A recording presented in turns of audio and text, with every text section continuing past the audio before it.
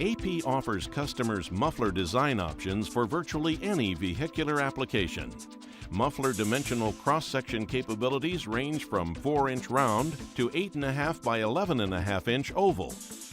This production capability allows the design engineers to replicate the original equipment product in form, fit, and function. Muffler subcomponent parts such as shells, baffles, and end caps are stamped and formed from the raw material coils prior to assembly. Complex sheet metal stampings are formed using 400-ton stamping presses and progressive dies, which perform multiple cutting and forming operations with each cycle of the press. AP utilizes a number of other press lines and forming equipment to stamp, shape, and size additional components and subassemblies for use in muffler assembly lines.